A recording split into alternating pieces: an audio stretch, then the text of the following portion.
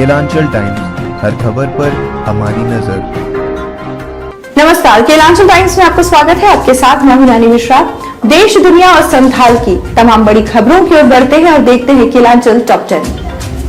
प्रियंका गांधी पर कविता चुराने का आरोप। उठो द्रौपदी शस्त्र संभालो, लिखने वाले पुष्प मित्र ने कहा, घटिया राजनीति के लिए मेरी कविता नहीं।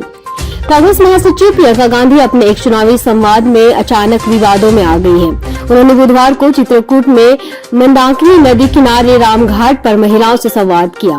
इस दौरान उन्होंने उठो द्रौपदी शस्त्र संभालो काव्य की पंक्तियां पढ़ी, लेकिन इस कविता को लिखने वाले कवि पुष्प मित्र ने प्रियंका पर कविता चोरी करने का आरोप लगाया है। पुष्प मित्र ने कांग्रेस प्रदेश अध्यक्ष अजय कुमार लल्लू की ओर से पोस्ट को रिट्वीट भी किया है, जिसमें उन्होंने प्रियंका गांधी को वीडियो शेयर किया है। पुष्प मित्र ने लिखा कि प्रियंका जी, ये कविता मैंने देश की स्त्रियों के लिए लिखी थी, ना कि अपनी घटिया राजनीति के लिए। ना तो मैं अपनी विचारधारा का समर्थन करता हूँ और ना आपको ये अनुमति देता हूँ कि आप मेरी साहित्यिक संपत्ति का राजनीतिक उपयोग करें। वहीं प्रीति जिंटा जुड़वा बच्चों की मां बनी। शादी के 5 साल बाद 46 साल के प्रीति जिंटा के घर गूंजी किलकारी। बॉलीवुड एक्ट्रेस प्रीति जिंटा मां बन गई है। 46 साल की प्रीति के घर सेरोगेसी के जरिए जुड़वा बच्चों का जन्म हुआ है। प्रीति ने इस बात की जानकारी सोशल मीडिया के जरिए दी। उन्होंने लिखा, मैं सभी के साथ में आज की सबसे बड़ी खुशखबरी शेयर करना चाहती हूँ। जीन और मैं बेहद खुश है और हमारा दिल आभार और प्यार से भरा हुआ है, क्योंकि हम अपने जुड़वा बच्चों जय जिंटा, गुडेन एंड जिया जिंटा को अपने परिवार में स्वागत कर रहे हैं।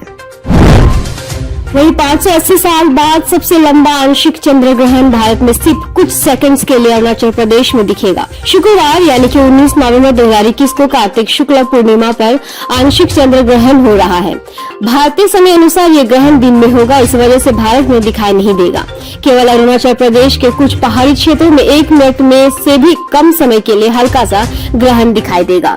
नासा की वेबसाइट के अनुसार ये आंशिक चंद्र ग्रहण 3 घंटे 28 मिनट का रहेगा, जो 580 साल से सबसे लंबे आंशिक चंद्र ग्रहण है। भारतीय समय अनुसार ग्रहण दोपहर 12:48 बजे से शुरू होगा और शाम को 4:17 पर खत्म होगा।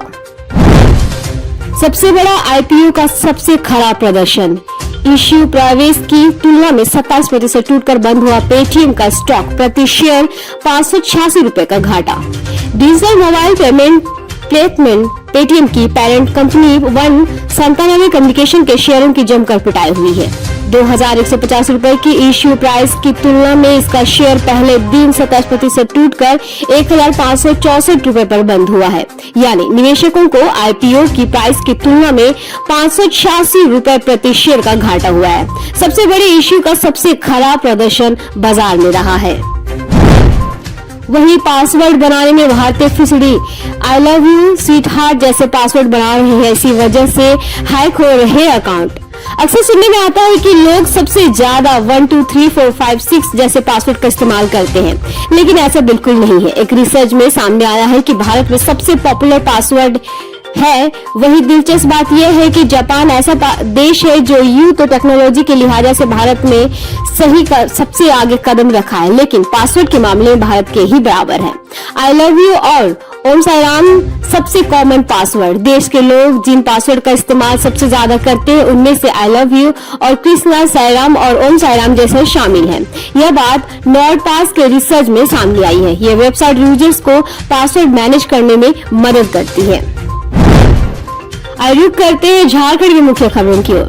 मैच को रद्द करने के लिए झारखंड हाईकोर्ट में याचिका दायर। दर्शकों की संख्या बढ़ाने पर बढ़ा विवाद। रांची के जेएससीए स्टेडियम में होने वाले मैच पर संकट के बादल मंडरा गए हैं। मैच को स्थगित करने की मांग को लेकर बुधवार को हाईकोर्ट में याचिका दायर की गई है। याचिकाकर्ता ने स्टेडियम में पूरी क्षमता के साथ में मैच आयोजित करने पर आपत्ति जताई है। उन्होंने मैच की क्षमता को आधी करने की मांग की है। झारखंड हाईकोर्ट के वकील धीरज कुमार ने वकील के 100% क्षमता के क्रिकेट मैच के आयोजन की छूट देने के जाने का विरोध किया है। उन्होंने कहा कि कोरोना संक्रमण को लेकर जब राज्य के मंदिर, सभी अदालत सहित अन्य कार्यस्थल भी 50% कर्मचारियों के साथ काम कर रहे हैं, तो किस नियम के तहत राज्य सरकार ने क्रिकेट स्टेडियम को 100% क्षमता के साथ उपयोग करने की छूट दी है। वहीं रांची पहुंची इंडिया और न्यूजीलैंड की क्रिकेट टीम। खेल प्रेमियों को उम्मीद, रांची में सीरीज जीतेगी टीम इंडिया। T20 सीरीज का दूसरा मैच खेलने को भारत और न्यूजीलैंड की टीम गुरुवार को रांची पहुंच गई है। दोपहर को बिरसा मुंडा एयरपोर्ट की सुरक्षा घेरे में दोनों टीम को कटरू मोड़ स्थित होटल रेडिसन ब्लू लाया गया। इस दौरान जिला प्रशासन और रांची पुलिस की ओर से एयरपोर्ट से लेकर होटल तक कड़ी सुरक्षा व्यवस्था की गई थी। ट्रैफिक में कहीं व्यवधान न हो, इसे लेकर पुलिस अतिरिक्त सतर्कता बरती रही थी। होटल के आसपास भी बड़ी संख्या में जैप-1 और रांची जिला बल के जवानों को तैयार किया गया था। होटल के आसपास जगह जगह बैरिकेडिंग की गई थी। इधर से खेल प्रेमियों भी 19 नवंबर को होने वाले मैच को लेकर उत्साह है। झारखंड पंचायत चुनाव पर ताजा अपडेट। जनवरी-फरवरी 2022 में हो सकता है इलेक्शन। झारखंड में पंचायत चुनाव की तैयारी शुरू हो गई है। माना जा रहा है कि जनवरी-फरवरी 2022 में होगा। इस बीच सरकार के स्तर में तैयारियां शुरू हो गई है और राज्य निर्वाचन आयोग भी प्रदेश में सुचारू मतदान के लिए नीतिगत निर्णय ले रहा है। बताया जा रहा है कि अगर जनवरी-फरवरी 2022 में पंचायत चुनाव होते हैं तो संभव है कि नई मतदाता सूची भी तैयार किया जाए। बता दें कि पहले सप्ताह में नई मतदाता सूची का प्रकाशन होता है। अगर मतदाता सूची के प्रकाशन के पूर्व अधिसूचना जारी की जाती है तो चुनाव उस आधार पर होंगे, नहीं तो नई मतदाता सूची के आधार पर चुनाव आयोजित किए जाएंगे। सुपर पलामू आर्थिक रूप से कमजोर छात्रों को मुक्त करेगी आईएएस की कोचिंग, ऑनलाइन ऑफलाइन दोनों ऑप्शंस। ऐसे होनहार छात्र जिनका आईएएस बनने का सपना पैसों के अभाव में और गरीबी के कारण अक्सर टूट जाता है, पलामू में ऐसे छात्रों का सपना अब जल्द पूरा होगा। इसे लेकर पलामू प्रमंडल के कमिश्नर जटाशंकर चौधरी ने सुपर पलामू नाम के एक प्लेटफॉर्म की शुरुआत की है। सुपर पलामू में आईएएस एग्जाम की कोचिंग पलामू के छात्रों के लिए पूरी तरह से निःशुल्क दी जाएगी।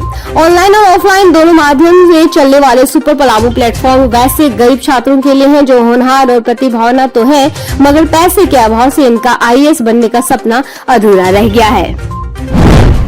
वहीं हरियाणा से 1436 किलोमीटर पैदल चलकर रांची पहुंचा महेंद्र सिंह धोनी का फैन। माही ने गले लगाया तो बोला आई लव यू। महेंद्र सिंह धोनी के फैंस तो करोड़ों लोग होंगे, लेकिन कुछ ऐसे भी हैं जिन्होंने धोनी भी फैन हो जाते हैं। धोनी से केवल एक मुलाकात के लिए हरियाणा से 1436 किलोमीटर पैदल चलकर रांची पहुंचे अजय गिल। इन्होंने ऐसे हैं जो दरअसल माही से मुलाकात की इनकी इच्छा पूरी हो गई है। अजय गिल ने महेंद्र सिंह धोनी से गले मिलकर आई लव यू भी कहा। अजय को फ्लाइट से वापस हरियाणा भेजने की व्यवस्था स्वयं धोनी ने की। हरियाणा से रांची पहुंचे अजय गिल से माही ने न केवल मुलाकात की बल्कि उससे अपने फार्म हाउस के अंदर बुलाया, गले लगाया और साथ में सेल्फी भी खिंचवाई। उसके बेड पर ऑटोग्राफ भी दिया और बेस्ट ऑफ लक बोलकर फ्लाइट के टिकट के साथ में विदा कर दिया। धोनी ने अजय के रहने की व्यवस्था भी अपने फार्म हाउस में ही की थी। केलांचल टाइम्स, हर खबर पर हमारी नजर।